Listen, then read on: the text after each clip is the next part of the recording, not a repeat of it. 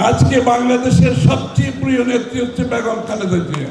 দেশনেত্রী বেগম খালেদা জিয়ার ত্যাগ, আত্মত্যাগ, আন্দোলন, সাহস, মেধার মাধ্যমে স্বৈরাচার পতনের পরে বেগম খালেদা জিয়াকেও কলঙ্কিত করার জন্য অনেক কিছু করা হয়েছে, অনেক কিছু বলা হয়েছে।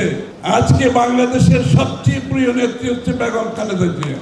জনাব তারেক রহমানকে রাজনীতির বাইরে রাখার জন্য অনেক ষড়যন্ত্র হয়েছে, অনেক বাধা বিপত্তি এসেছে, তার নামকে কলঙ্কিত করার জন্য অনেক অসত্য কথা রাজনীতির বাজারে এনেছিল। কিন্তু জনাব তারেক রহমানের যিনি জাতীয়তাবাদী চিন্তা চেতনায় সমস্ত রাজনৈতিক দলকে, প্রায় সমস্ত রাজনৈতিক দলকে তার নেতৃত্বে স্বৈরাচারের পতনের জন্য ঐক্যবদ্ধভাবে আন্দোলন সংগ্রামের মাধ্যমে পতনের পরে আজকে বাংলাদেশের বর্তমানে সবচেয়ে জনপ্রিয় নেতা জনাব তারেক রহমান। এবং উনি যে স্বপ্ন দেখাচ্ছেন, জিয়াউর রহমান সাহেব যে স্বপ্ন দেখিয়েছিলেন, বাস্তবায়ন করেছিলেন আমাদের নেত্রী বেগম খালেদা জিয়া যেটা করেছেন।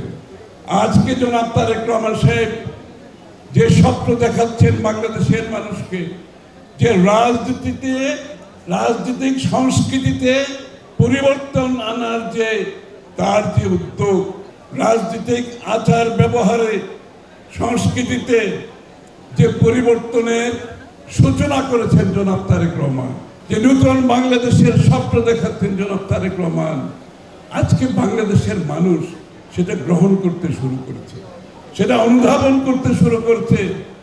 এবং তার সাথে হওয়ার জন্য আমাদের সাথে হাজারো লক্ষ মানুষ আজকে যোগ দিচ্ছে, সর্বস্তরের মানুষ, শুধু মানে রাজনৈতিক ব্যক্তিত্ব, নেতা কর্মী না, সমাজের সর্বস্তরের মানুষ আজকে জনাব তারেক রহমানের নেতৃত্বে আগামীর বাংলাদেশের স্বপ্ন দেখছেন।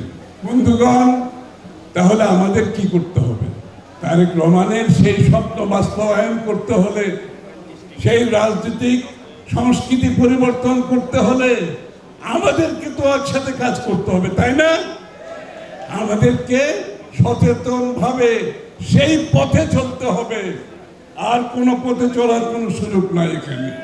আজকে আমাদেরকে গ্রামে গঞ্জে গিয়ে, সব জায়গায় গিয়ে জনাব তারেক রহমান যে খাল কাটার কথা বলেছেন, সবাই যেতে হবে সমস্ত বাংলাদেশে, খাল কাটতে হবে।